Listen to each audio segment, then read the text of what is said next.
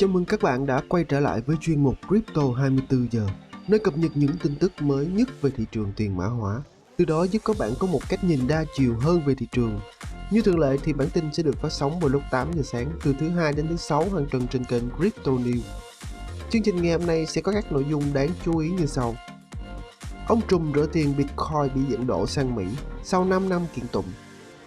Coca-Cola phát hành NFT kỷ niệm 1 năm dấn thân vào Metaverse.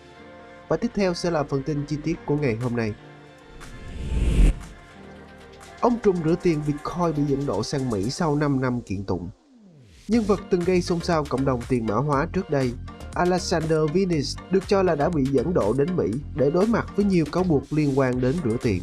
Alexander Vinich lần đầu tiên gặp rắc rối pháp lý với Bộ Tư pháp Mỹ vào năm 2017 vì bị cáo buộc điều hành sàn giao dịch tiền mã hóa hiện không có tồn tại BTCE ở Mỹ và không có sự cho phép thích hợp, thu lợi từ nhiều hoạt động bất hợp pháp khác nhau và hỗ trợ tội phạm rửa tiền ít nhất 4 tỷ đô thông qua Bitcoin. Cùng năm đó, ông bị bắt tại Hy Lạp theo yêu cầu của chính phủ Mỹ với số tài sản trị giá 90 triệu đô cũng bị cảnh sát New Zealand tịch thu. Vào tháng 1 năm 2020, người đàn ông 42 tuổi này sau đó bị dẫn độ sang Pháp sau một cuộc tranh cãi dẫn độ kéo dài nhiều năm giữa Nga, Pháp và Mỹ. Sau khi bị dẫn độ sang Pháp, Vinich đã phủ nhận các cáo buộc và yêu cầu chuyển đến Nga, nơi ông phải đối mặt với các cáo buộc hình sự nhẹ hơn liên quan đến khoảng 11.000 đô la. Tuy nhiên, yêu cầu của Vinich không được chấp thuận bởi thẩm phán tại Paris, người đã ra phán quyết rằng ông sẽ phải đối mặt với án phạt tại Pháp vì lừa đảo ít nhất 100 người thông qua nhiều cuộc tấn công ransomware từ năm 2016 đến năm 2018. Vinich thụ án 5 năm ở Pháp kể từ tháng 12 năm 2020. Sau khi ông bị kết tội rửa tiền như một phần của một nhóm tội phạm có tổ chức. Các luật sư của Vinich đã đưa ra các kháng cáo nhưng không thành công, khẳng định rằng Vinich chỉ là một nhân viên của sàn giao dịch và không có liên quan đến các hoạt động bất hợp pháp tại BTCE. Cho đến ngày 5 tháng 8, Vinich đã được chuyển trở lại Hy Lạp và bị dẫn độ sang Mỹ, theo thông tin chính thức từ Bộ Tư pháp Mỹ công bố. Ông hiện tại phải đối mặt với 21 cáo buộc, bao gồm điều hành một doanh nghiệp kinh doanh dịch vụ tiền tệ không có giấy phép, âm mưu rửa tiền, trực tiếp rửa tiền và giao dịch bất hợp pháp. Đứng trước sự kiện này, trợ lý Bộ Tư pháp Kenan Allen Polai cho biết, sau hơn 5 năm kiện tụng, Alexander Vinich mang quốc tịch Nga cuối cùng đã bị dẫn độ sang Mỹ để chịu trách nhiệm về việc điều hành BTCE, một sàn giao dịch tiền điện tử mã hóa tội phạm đã rửa hơn 4 tỷ đô la tiền thu được từ tội phạm. Vào thời điểm thực hiện bài viết, Cục Điều tra Liên bang Mỹ và Bộ An ninh Nội địa Mỹ vẫn đang điều tra vụ việc. Theo đó, Vinich có nguy cơ phải ngồi tù 50 năm ở Mỹ nếu bị kết tội. Coca-Cola phát hành NFT kỷ niệm 1 năm dấn thân vào Metaverse.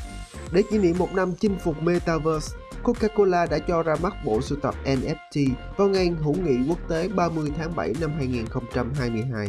Một bộ sưu tập NFT lấy cảm hứng từ sự kết nối và thống nhất sẽ được airdrop vào ví kỹ thuật số của các chủ sở hữu bộ sưu tập Coca-Cola vào ngày 30 tháng 7.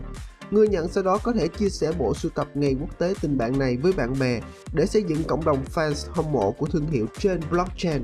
Bertie Tucker, trưởng bộ phận chiến lược sáng tạo toàn cầu của Coca-Cola cho biết, Ngày quốc tế hữu nghị khởi động hành trình Metaverse của chúng tôi vào năm 2021. Do đó, đây là cơ hội hoàn hảo để cảm ơn và tôn vinh những người đã đồng hành cùng chúng tôi. Chúng tôi hy vọng sẽ củng cố và mở rộng cộng đồng bằng cách xây dựng các kết nối thông qua trải nghiệm Coca-Cola vật lý và thực tế ảo.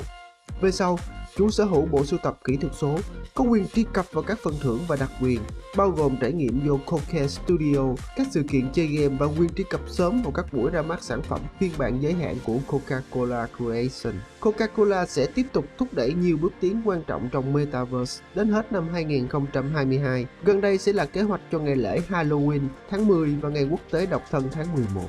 Coca-Cola đã cho ra mắt hơn 4.000 bộ sưu tập kỹ thuật số bắt đầu từ ngày quốc tế hữu nghị 2021 với buổi đấu giá hộp chiến lợi phẩm NFT, đặc biệt mang lại lợi ích cho Special Olympics International.